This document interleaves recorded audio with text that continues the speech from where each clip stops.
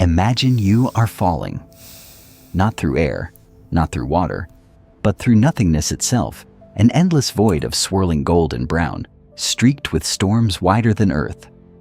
Below you, a planet so vast it defies comprehension, Jupiter, the king of the solar system.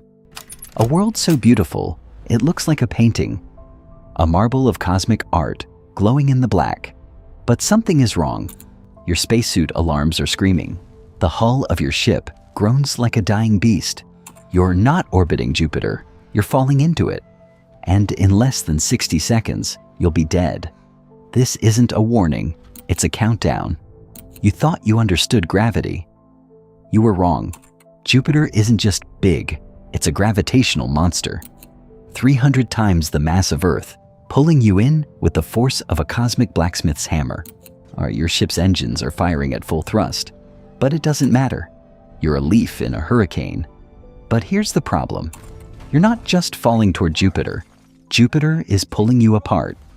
Tidal forces, those same forces that rip stars to shreds near black holes, are already at work. Your feet feel heavier than your head. Your bones creak. Your blood starts to pool downward, straining against your skin. If you were in a weaker ship, you'd already be a red smear across the inside of the hull. And this is where things change. You're not just descending, you're being stretched, like taffy, like dough in the hands of a giant. You break through the upper atmosphere.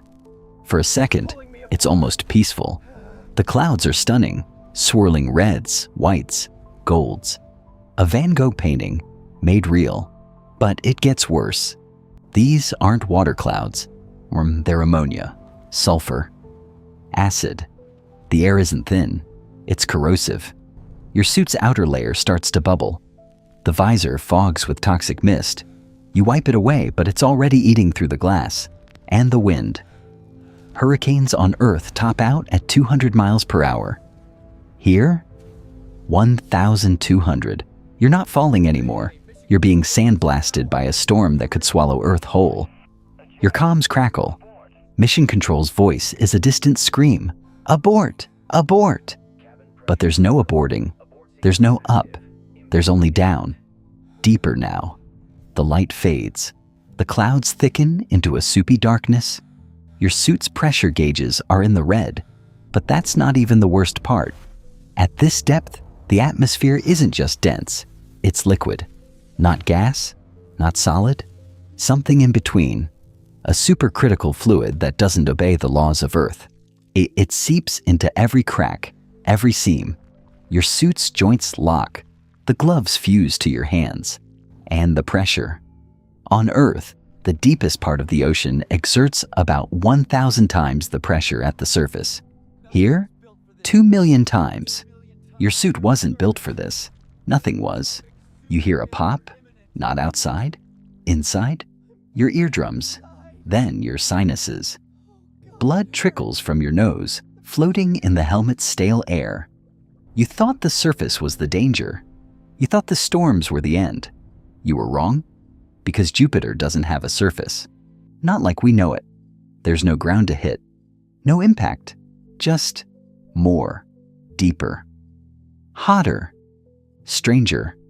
At this depth, hydrogen isn't a gas, it's a metal, a liquid metal ocean conducting electricity, generating a magnetic field so powerful it could erase your nervous system. Your suit's electronics fry. The HUD dies. You're blind. And the heat. The core of Jupiter is hotter than the surface of the sun. Not warm, not hot, incinerating. Your suit melts. Your skin blackens. Your last thought isn't fear, it's confusion. Because you're not being killed by fire. You're being unmade. We look at Jupiter and see a planet. But Jupiter isn't a place. It's a warning. A reminder that the universe wasn't built for us. That there are forces out there, gravity, pressure, storms, that don't just ignore our existence. They erase it. We send probes. We dream of colonies. We talk about conquering space. But space isn't ours to conquer. We are the fragile ones, the temporary ones. And out there in the dark are worlds that don't just kill you. They forget you were ever alive at all.